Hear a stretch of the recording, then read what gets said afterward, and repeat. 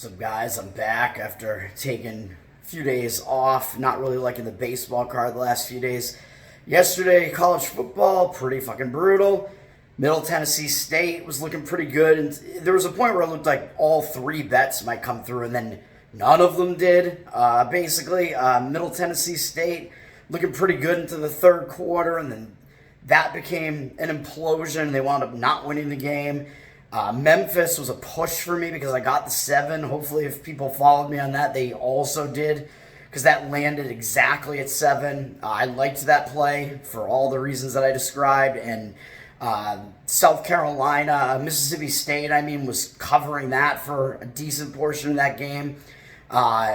Fell behind by more than the margin late in the game after they were covering for really most of it and looked like it was going to come through, and then they had the chance to score to backdoor it again and get back within that number again, and they instead got a field goal and missed the cover by a half point there too. That's pretty brutal. Let's talk about some baseball today. I do have NFL plays up. I got the 3 those are in my video. Still like those, obviously. Although Las Vegas, the Raiders are up to 3 now, so I don't know if I would want to lay the 3. Anything under 3, yes, or you can get a good money line price. Although I think the money line prices have been gone for a while now. That anything under 150, I would say, is good there. But I think those have been gone for a while. Baseball. I'm taking the Cleveland Indians. I'm going to refuse to use their woke name, the Guardians, which I think is a terrible name anyway. Cleveland, I like this pitching matchup quite a bit. They're playing the Orioles. The Orioles are already in the playoffs, although they are still battling Tampa for the AL East to win the division and be able to host the first round, the first series. So they do still have that to play for, but the Orioles, they are coming off a game where Means took a no-hitter for them into the 8th inning, I believe, and they wound up winning the game 2-1 in quite a battle. But I think they wound up having to use their closer, so their bullpen might be in a little bit worse shape here as well, and they're coming off a pretty a big effort, close win. Cleveland, on the other hand, doesn't really have anything to play for anymore. They're 8.5 back. I think they might be mathematically eliminated now in the worst division in baseball, basically the AL Central. But what we have here is the Orioles have Kyle Gibson going, and he is probably their worst starter. He's got a 5 ERA, a WHIP in the 1.3s, bad stats. Even though he's had some bursts of starts that have been good, his stats against Cleveland's hitters are really bad.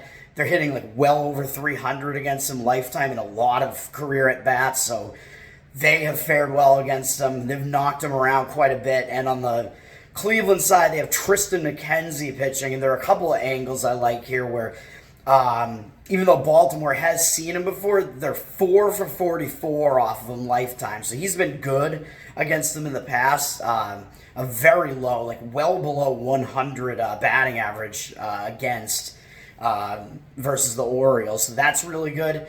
But the other thing is he's been on the 60-day disabled list. He's been injured after only making 2 starts this year. And he's a young guy. He's, I think, in his 3rd season, maybe something around there. But he's missed almost all of this season. He's been out since June, I think. And now he's coming back.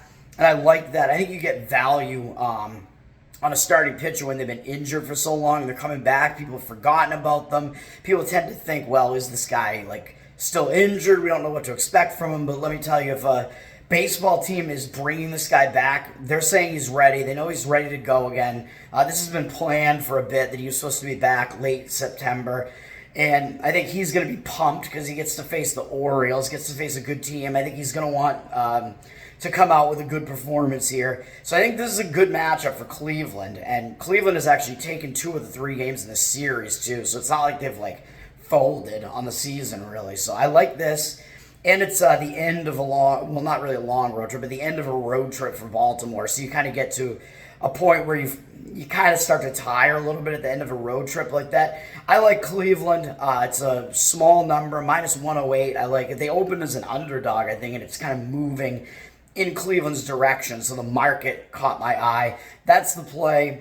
I will say I do also lean to the Pittsburgh Pirates, but I don't know if I can quite get there on it because they have Quinn Priester pitching, and that's a situation that I like to look at because the Reds have never seen him before. He's a rookie, but he's definitely struggled this year. He's got bad stats, so that kind of worries me a bit. Even though he has good stuff, it looks like he's still trying to acclimate to the majors and whatever.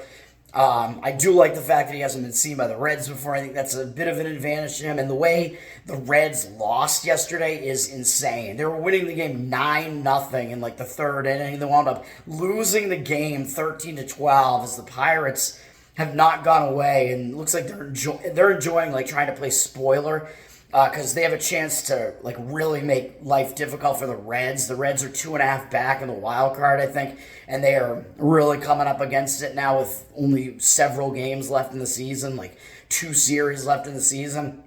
So the Pirates could be party to knocking their division rival out of the playoffs. So I think they do like that. The Reds have Brandon Williamson pitching, though, and he had a really good June, even though his stats haven't been good overall. He's another young guy, but the Pirates have seen him before, at least, and this line is kind of cascading downward as the Reds were like a minus 180 favorite, and now it looks like it's down to like minus 150 or something.